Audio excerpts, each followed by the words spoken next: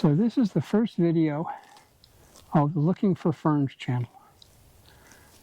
The goal for this is to go along trails and paths in the Connecticut state parks, of which there is at least 120, and various preserves and other reserves, and see what kind of ferns we can find. We'll find other things along the trail and point them out. I am not in any way a naturalist. I am a fern enthusiast. I do know a little bit about botany, and on the trail we'll learn together. Hello, my name is Keith. Welcome to my channel. Today we're at the end of December in Connecticut, looking for ferns. Now you might be wondering, have I been into the spiked eggnog too much? How would I find ferns in the middle of December? Well, there's lots of ferns that are green all year round, called evergreen ferns. And we're going to go see if we can find some. Today, we're here. It's part of the Aspectuck Land Trust. We're at the Crown Hill Nature Preserve, and we'll see what we can find down the trail. Here we are at the trailhead, and being that this is winter, we have a sign here we should probably pay attention to. It says, when visiting this area, make noise, hike in groups, leash your dog.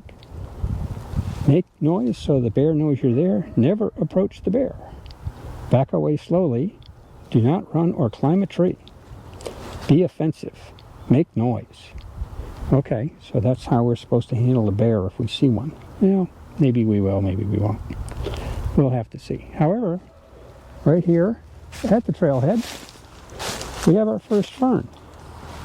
And this is Christmas fern, Polystichum acrostichoides. I'm pronouncing that wrong, but we'll spell it out in the video.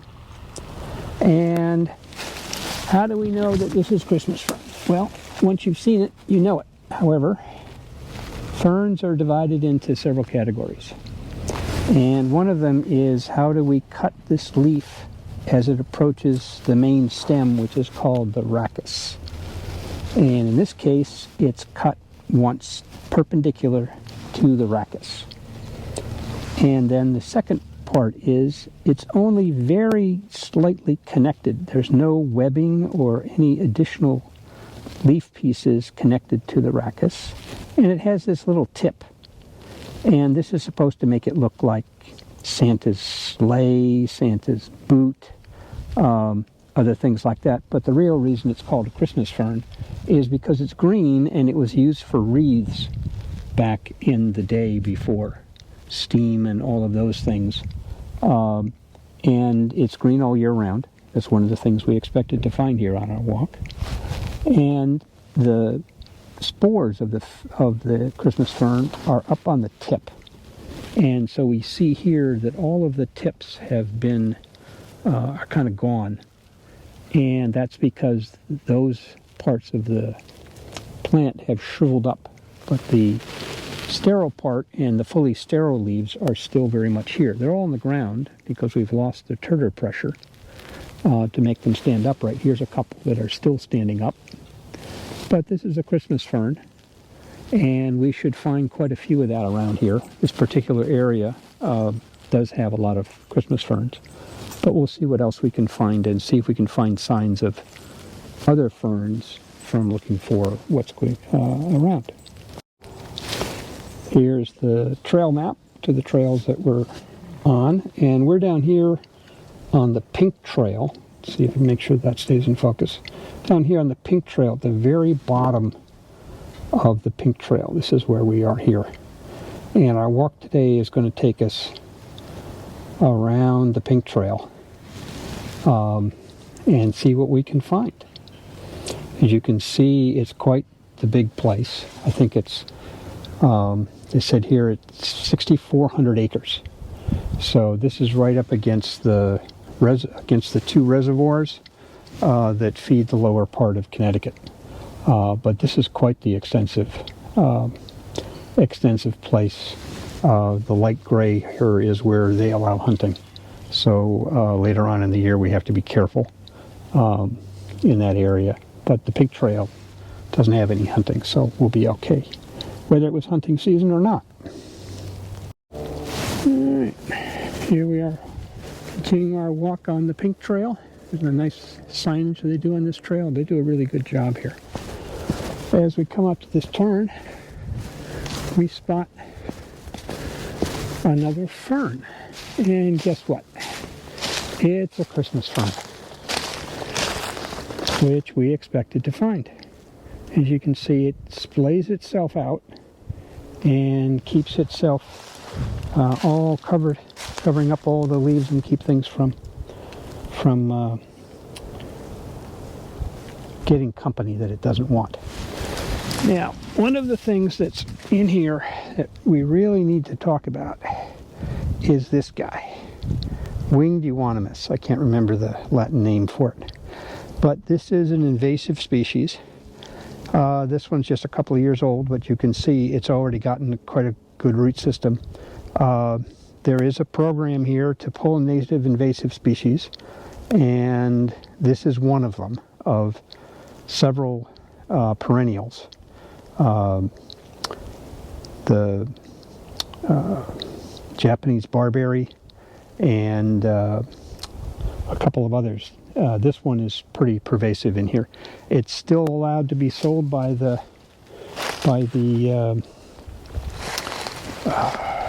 nurseries here in Connecticut, even though it's known to be invasive. And there's quite a bit of it here in the preserve. This is kind of a repeat performance, but here we are, more Christmas fern. You can see there's 1, 2, 3, 4 or 5 right here in this little spot, and they'll be here in the spring, all standing up and continuing their livelihood here in the woods next to the trail. And as we walk down the trail, we see here's some more. It's somewhat prolific around here. It's not very wet, so this particular fern doesn't mind being a little dry.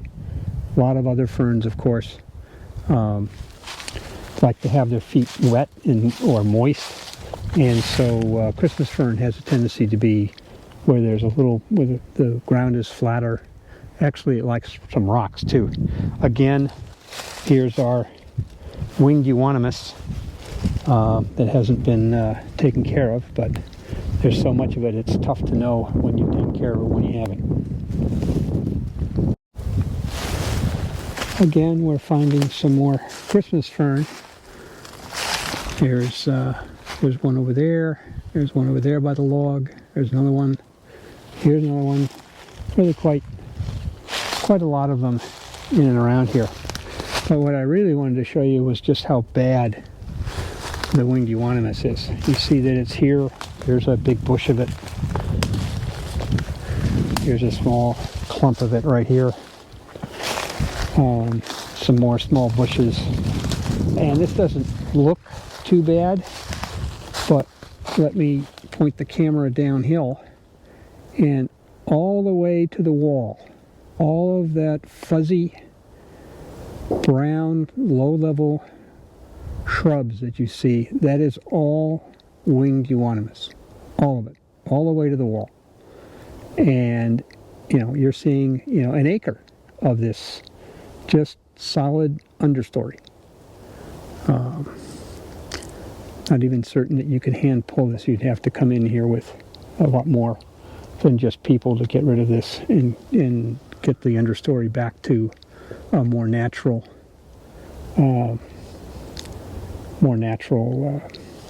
state. But we did see a fern we haven't seen yet over here. Let's walk over and see what it's about. Here we go. Here's something not the same as a Christmas fern. So let's see what we have here. Okay, so we have something that grows in a clump, In this case, instead of being cut once, we cut it once like this in the Christmas fern, but now we turn another 90 degrees and we cut the leaf again. So this is a twice cut fern. All right. And now we go look underneath and we see if we can see any sporangidots. And not so much there. Here we go. All right, something happened with the video, so we're going to start this again. So here's a fern that we found that's not like a Christmas fern. And what have we found?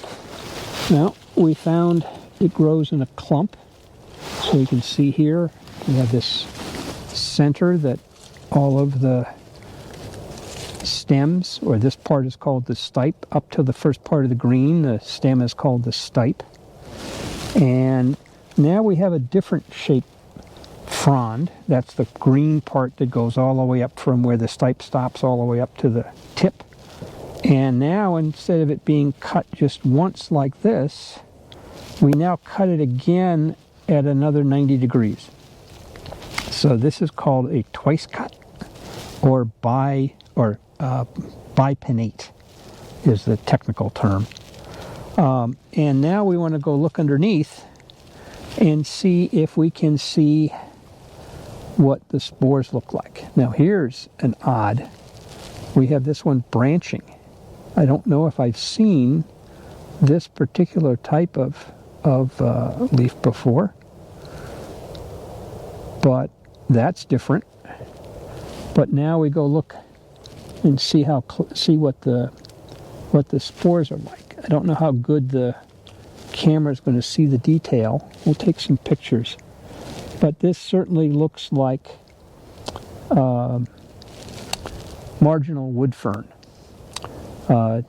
Dryopteris.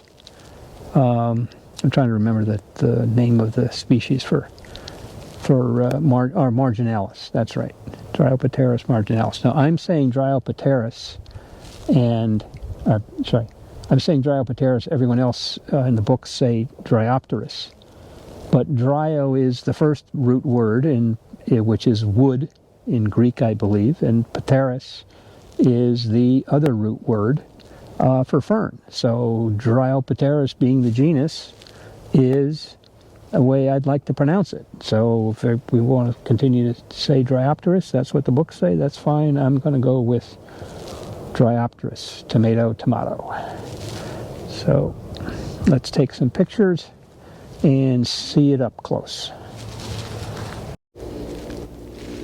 So those are the close-up shots of the fern, and you can see the sporangia are sitting at the corners of the little pinnules, right at the edges, therefore at the margin, and that's why it's called marginal woodfern. Really nice specimen, green all year round, and that's what we were looking for. So we'll continue our walk. So more winged Euonymus. This stuff is almost head high on this side of the trail, and it continues over on this side of the trail. So like we're right in between this forest of Euonymus that's just taken over the understory in this area. Really quite the extensive invasive.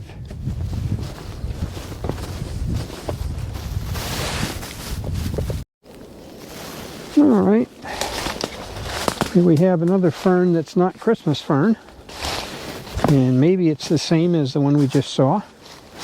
Let's take a look. Again, we have this clump of ferns, and the thing we didn't talk about last time was, if we look closely here at the stipe, we see all these scales, and they run right up until we get to the first pinnule of the frond. And this is classic wood fern. So all of the wood ferns of the genus all have this dense scale that then kind of thins out as we go up, and that's one of the characteristics, whatever word you want to use for that. Okay, so now let's take a look at the back and see what we see. And sure enough, we see the sporangia on the margins giving us marginal wood fern. Now, one of the characteristics of wood ferns that helps us to identify several of the species, and they're some of the hardest species to differentiate, is this lowest pinnule. We look at the lowest pinnule group, and look at this very first one, and we see whether it's longer or shorter than the one next to it, and whether the one on top is shorter or longer than the one next to it.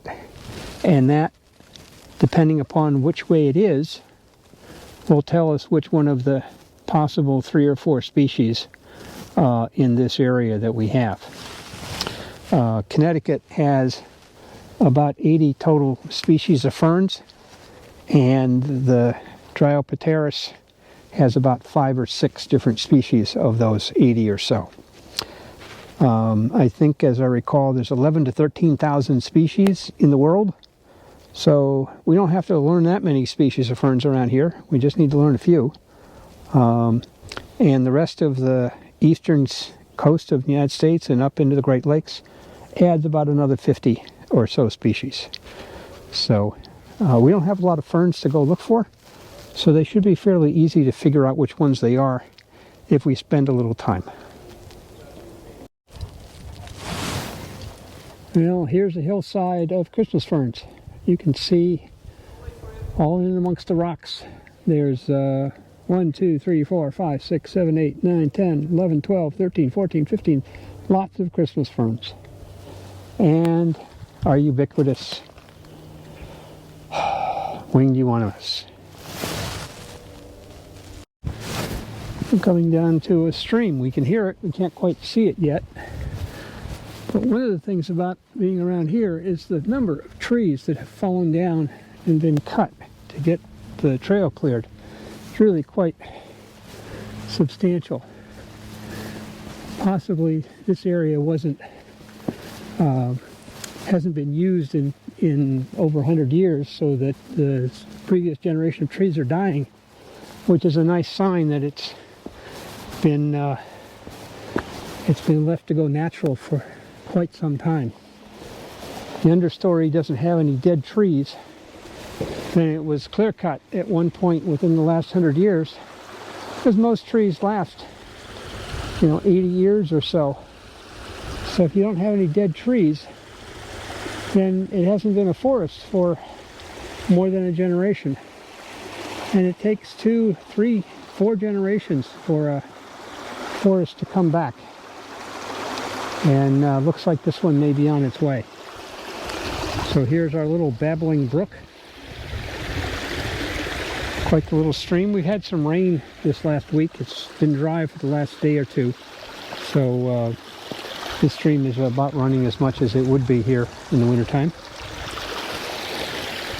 And we're at the intersection of the blue and the pink trail. The blue and the pink run together for a little while here, and we'll turn off onto the pink as we get going. So we've gone from marker 44 to marker 43 on the map, and now we're going to ford this stream and try not to get wet. So here we go.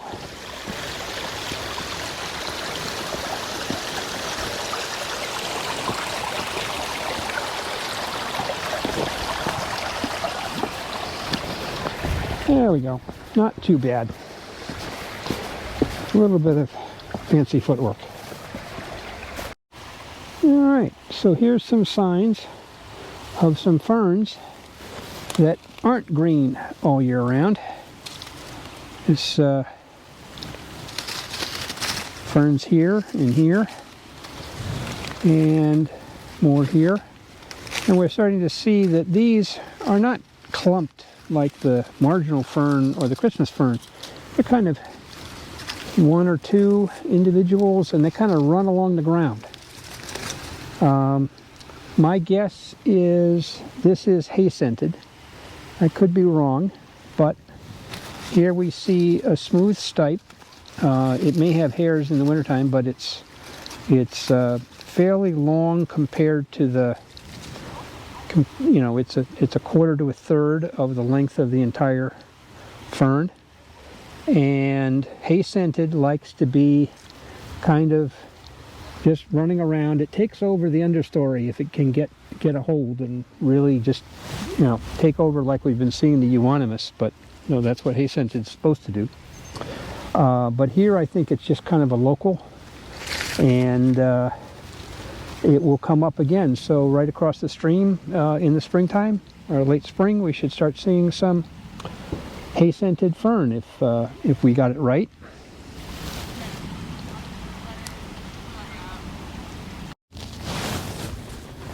Another hillside of Christmas fern. See, they like to be in the rocks, and this is definitely a rocky hillside. And it's all along the base and all over here to the right, and goes up to the top of the hill and in amongst the trees. Really does like Christmas fern around here. Oh, here's a nice big specimen. Nice and flat, covering the ground. It has all the sporangia we could ask for.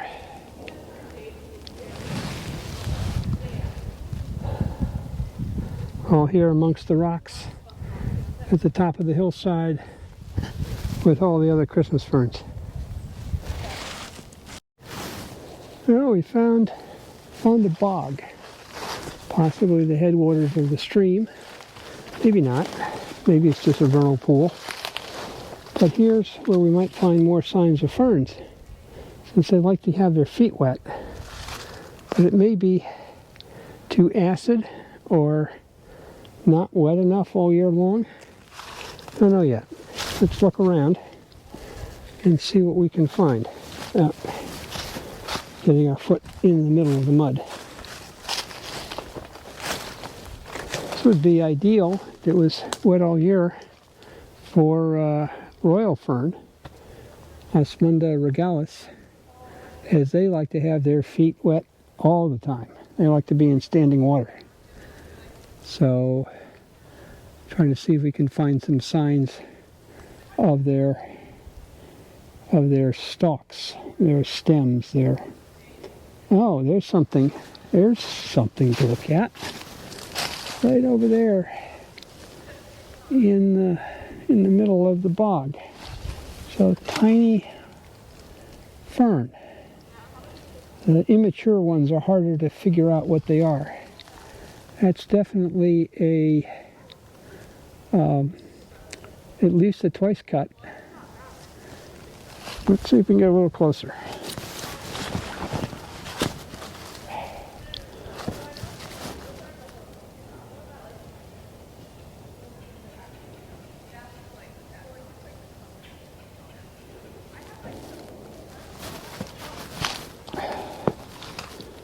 Here we are. Well, it's a fern. It's clumped. Not certain I'd get much closer and figure out exactly what it is. But we did find some ferns here in the middle of the bog. There's a Christmas fern up on that tuft. See if there's signs of anything else.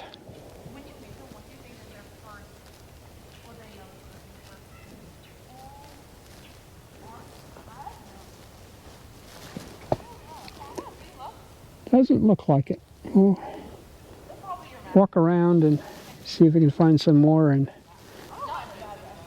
record it if we find it. Well, here's a clump of dried up ferns. Looks like possibly some more Hayscented. You can see it's quite thick through here, but maybe something else. But we definitely have some ferns on this side of the bank, and it's all through here. See all the shriveled up pinnules and fronds all through here, some ferns. Now, here we are. Here's what might be something a little different. These are long. See how long these are? So this is definitely not the same. And if we get down in here to the soil, we see here we have this real large tuft. We see how far it goes, and that means this has been here a while. Each of these is part of a growth. It's part of the rhizome that makes up the underground portion of the fern. It's not the root, it's the part that the fern uses to vegetative propagate. This could be a royal fern.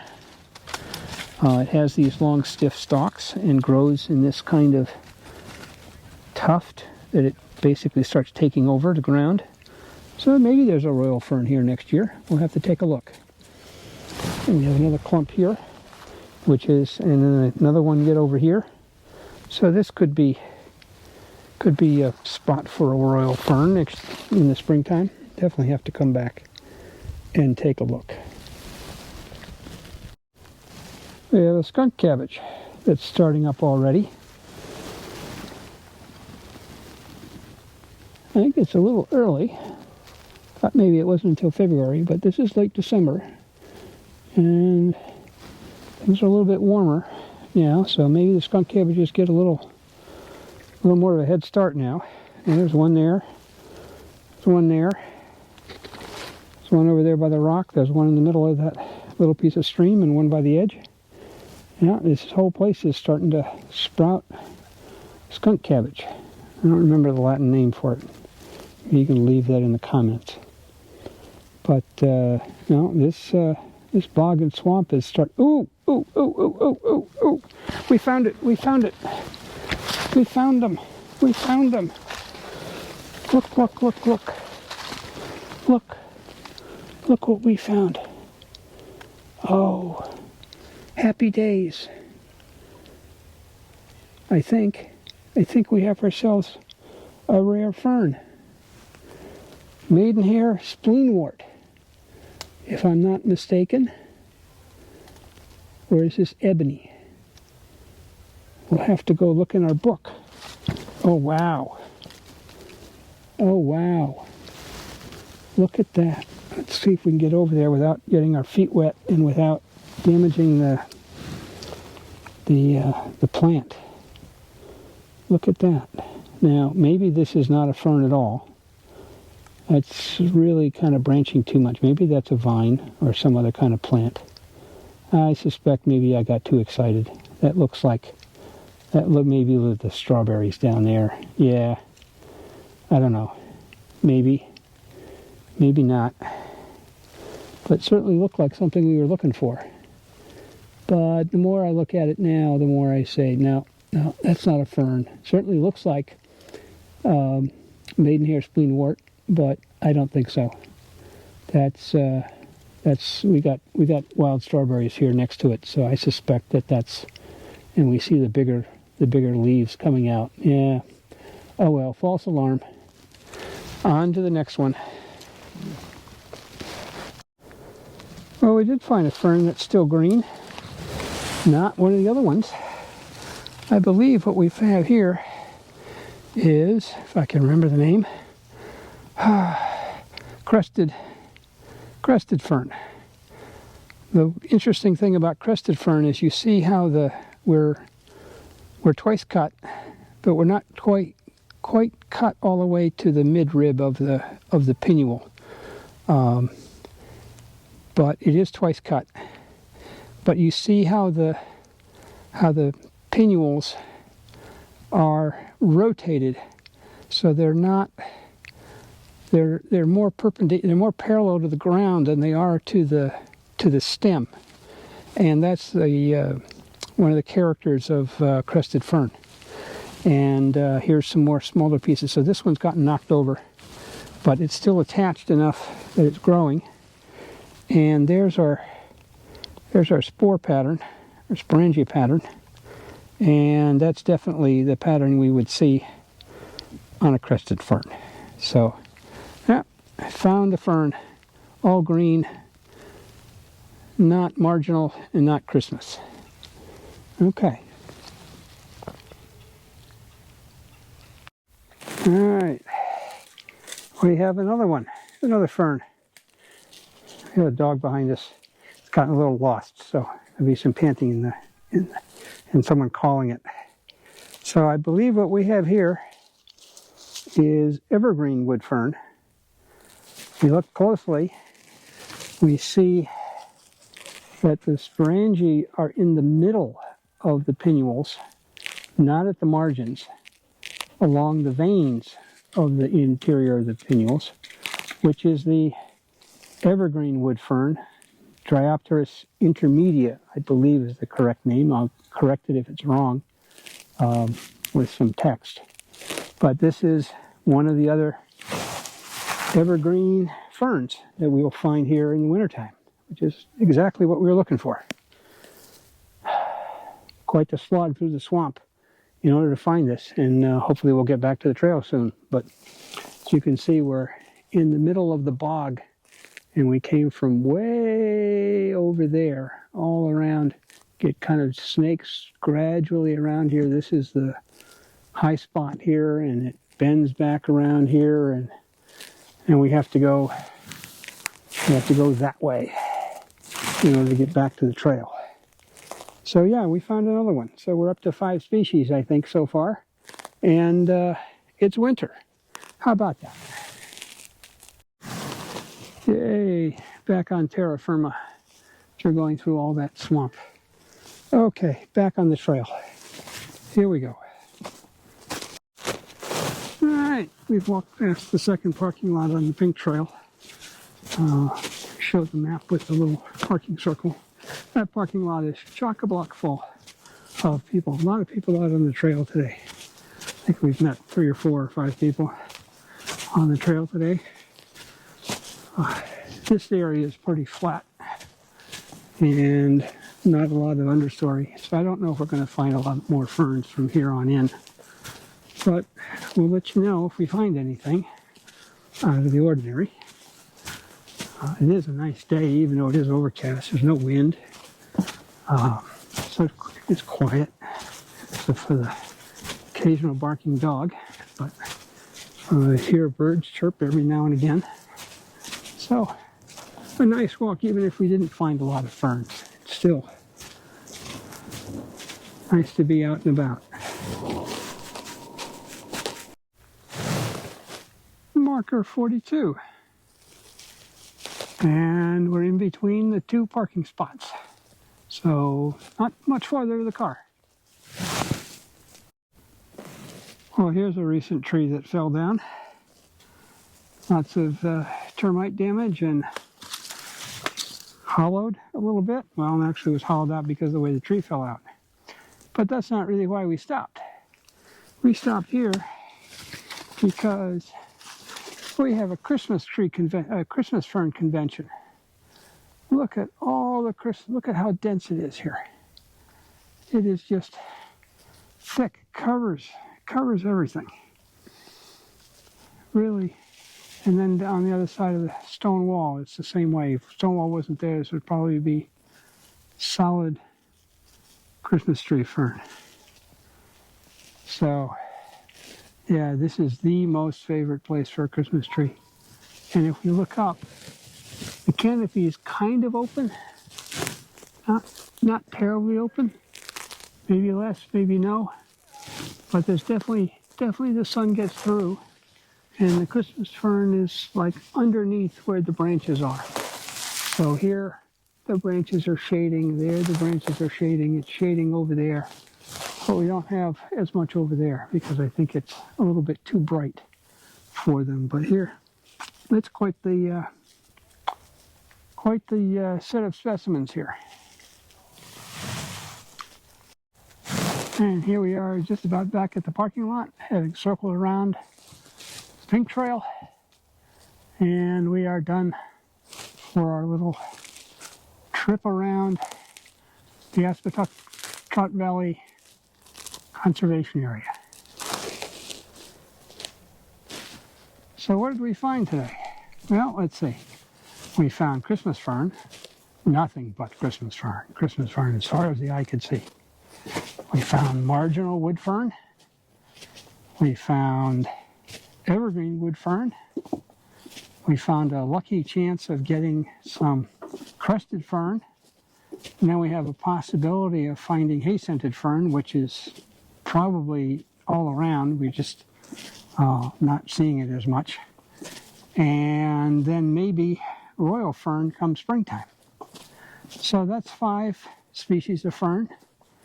And one may have thought that I had been into the spiked eggnog too much before we started this trip, but given the middle of winter, or almost the middle of winter, 5 is a good start. So this has been our first trip in looking for ferns.